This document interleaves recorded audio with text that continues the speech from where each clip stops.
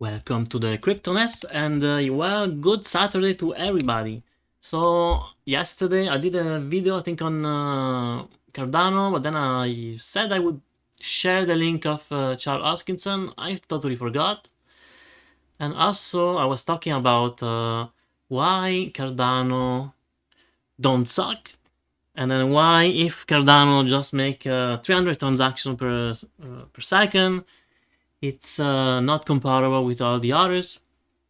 And yeah, actually, I want to share a video of Charles Hoskinson. So here we go, and actually explaining how Cardano network work.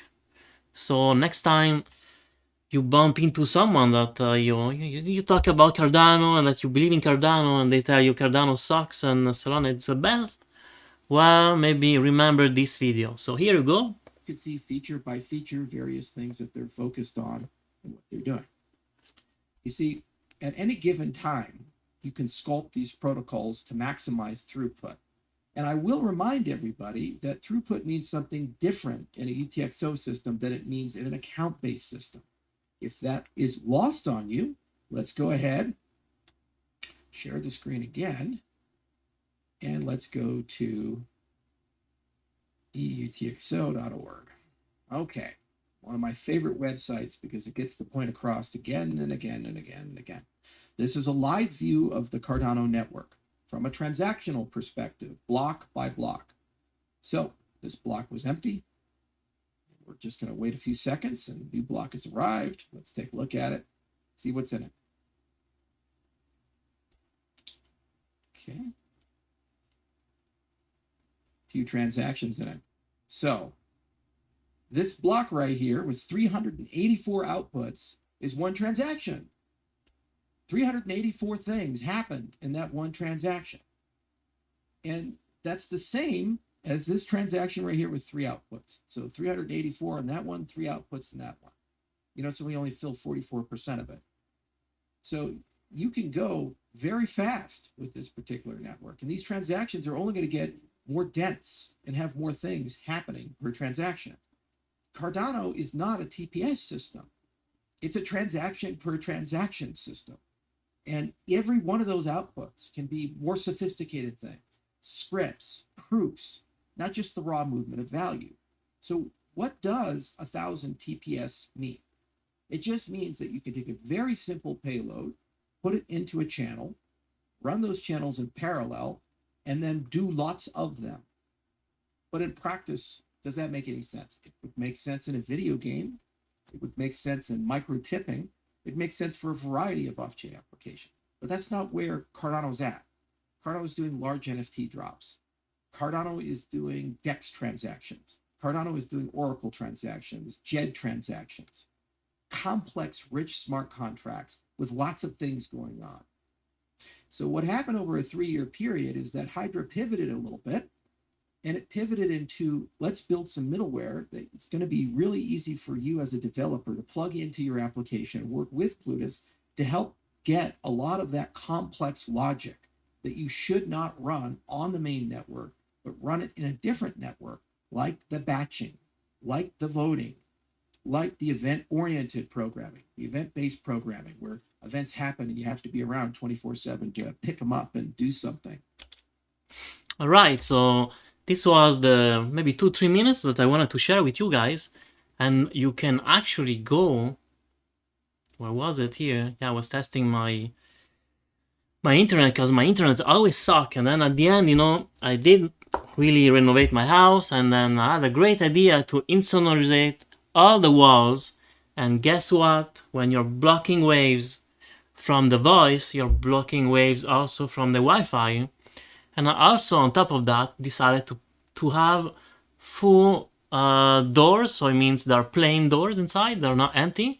So that's amazing for blocking the sound and as well the waves. So there you go. I should have wired my house with a LAN cable. Anyway, so that's another subject. So I actually did it, and well, for sure my internet is very slow, so we're going to take forever. But you can actually go yourself to the eutxo.org, and you can actually visualize every block. And within every block, you can see how many transactions is made in that block. So it's not transaction per second, but whatever you see, there are many transactions. There could be many transactions inside. So that's the amazing thing about ADA. Honestly, I feel that ADA, it's like, now I don't remember when was the year. Let me go and pick it up. That Tesla he started. Okay, Tesla. I think it's 2010, 2008. I don't remember. Let's go and check.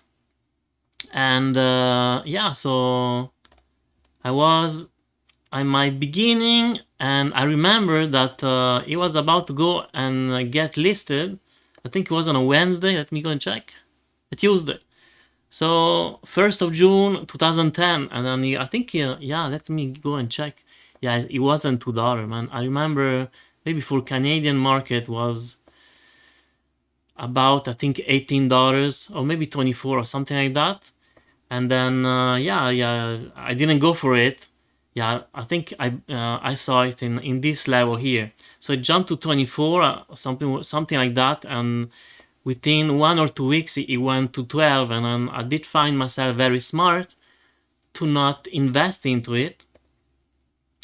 Well, yeah, don't ask me if that was a smart move, because it did split several times, and then yeah, it did quite well. So I would say, this, I would compare Cardano, ADA to Tesla at its beginning, or Ethereum at 2017.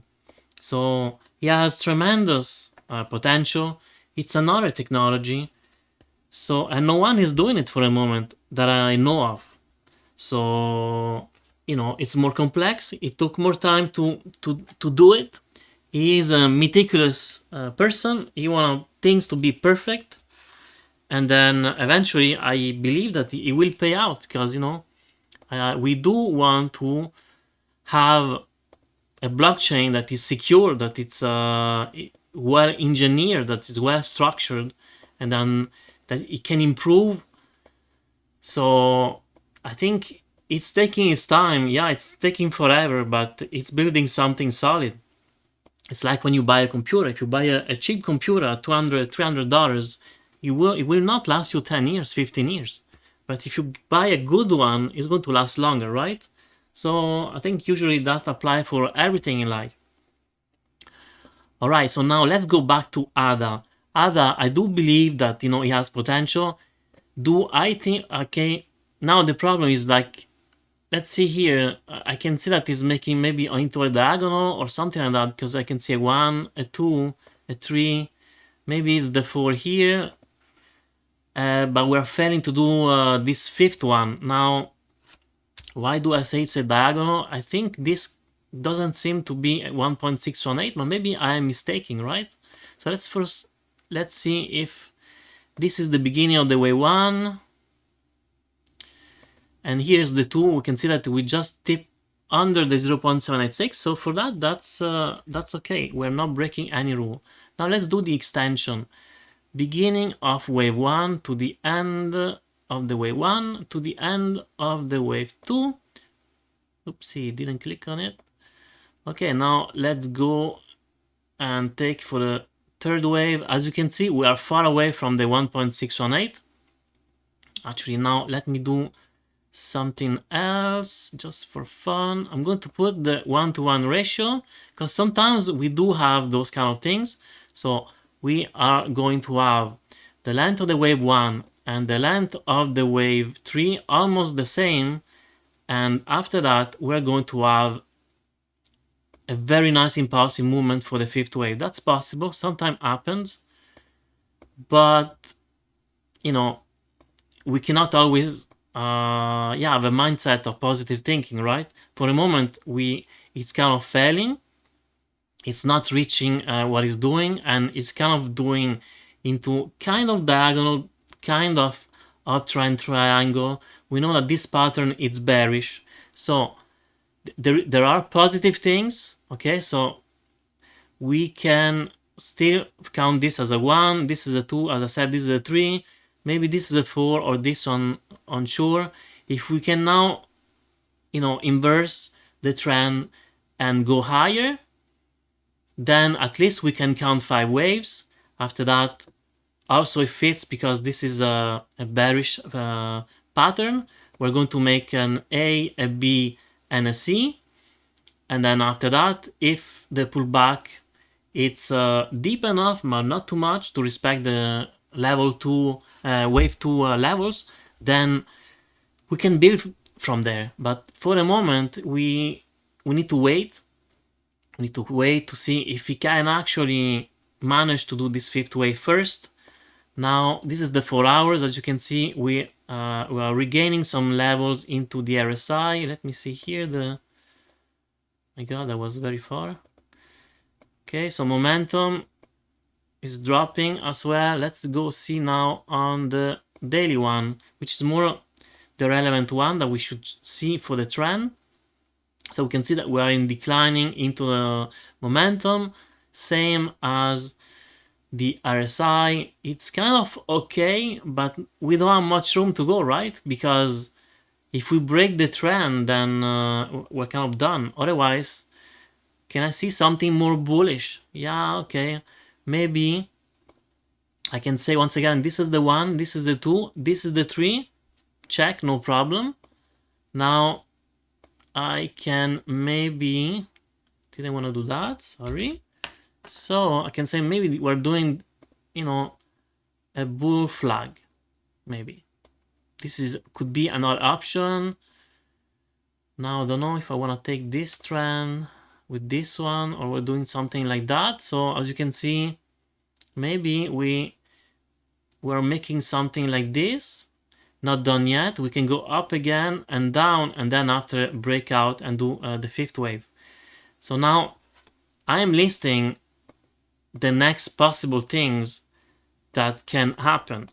So, but we still need to be aware. First sign of, I would say, breaking the trend would be if we break this orange uptrend, right? So if we start to break it, then it would be a little bit, actually a lot bearish, because then we only have an A, a B, and a C, and then we'll go down, I would say, pretty bad, we're going to go pretty low and fast. Why am I saying that? So now let me take bigger chart here. Okay, so we are not far from, actually we are far from a nice support, right? So now I'm going to take the VRVP. As you can see now, try to be not messing this chart. So we are here, and we can see that we don't have much support here, and here we have a lot of volume, and it coincides with this level here. So it totally makes sense. So then I would say, let me see, what is it? Every time I struggle to find it. Rectangle here. So I would say that, these points here, didn't do it. There you go. Okay, so I would say that this is the level where it could be a support, because we can see that this peak here as a resistance is going to become the support, and here we have a kind of nice support as well in this area. So worst case scenario, Cardano can go and make a new lower low. We thought we just made a new lower low on the 9th of June this year. Unfortunately, there is the option of that Cardano can go lower. It's still there, and that would imply at best, minus 29%, at worst minus 44%. I mean, it's possible, so we need to be aware of that, so that if it drop another 10 cents, we saw it coming, right? So first thing that I would say, we need to hold, let me put it here, horizontal ray. So it would be nice if we can hold this lower low since the beginning of the the third wave. That would be best scenario.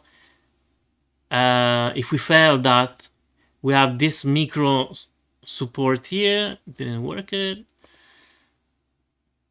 After that, we're going to have that one, and after that, this one at 22. Below 22, yeah, it's not going to be nice. It's going to be ugly.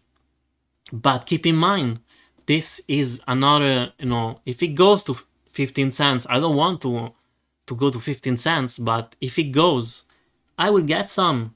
I believe this is the Tesla I missed out in 2010. So I'm not scared. I can see the technology improving. So no worry on my part. I have quite of a bag of Cardano. Very happy and staking them. So it's all good. I believe in it. I respect the people that are managing the company.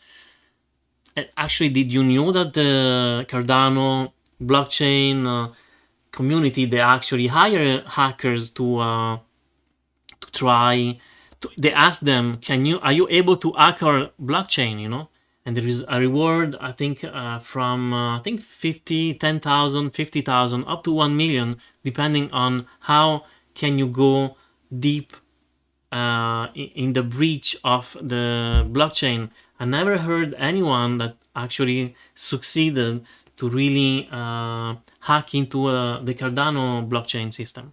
So that's also, I don't know, I respect those kind of behavior. They do everything right for the moment.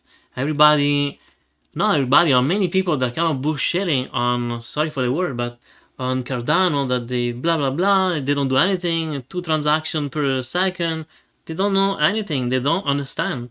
I mean, if there is one thing that I hate in life, is people that they talk and they don't know what they're talking. That's why it's best to get informed, do a research, and after that come to talk to me.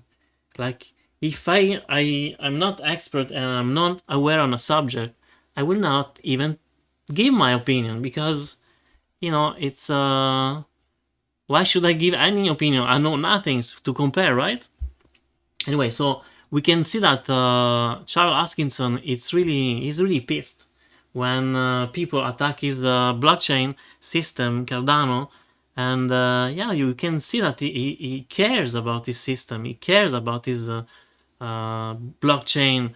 He's doing that anymore. I don't think he's doing that anymore for the money.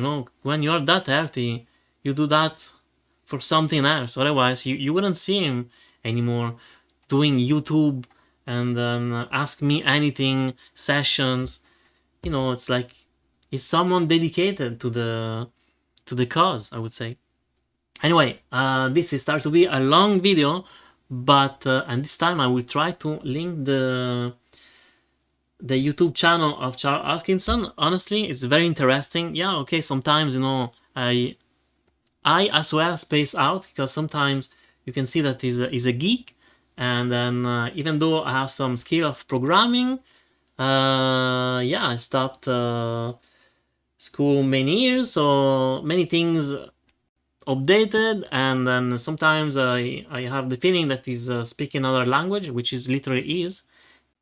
Yeah, and maybe it's going too much into technical, maybe, and people, they get lost, and then after that they say no, maybe they have a conclusion that he's bullshitting, and because they don't understand what he's saying, and then they space out, and then it's easier to say Solana, it's just 1000 transactions per second and it's best, and that's it. So you can see now the blockchain are falling. Yeah, so let's say this one, how many blocks he has? He has 240 transaction in one block. So you can see it. Yeah, it's live. You're right. So that's very interesting. Just the idea that you can see the transaction. All right. So hopefully this video is not too long, and I wish you a nice Thanksgiving to everybody. Please like, subscribe, and hit the notification bell, and have a good long weekend. Bye.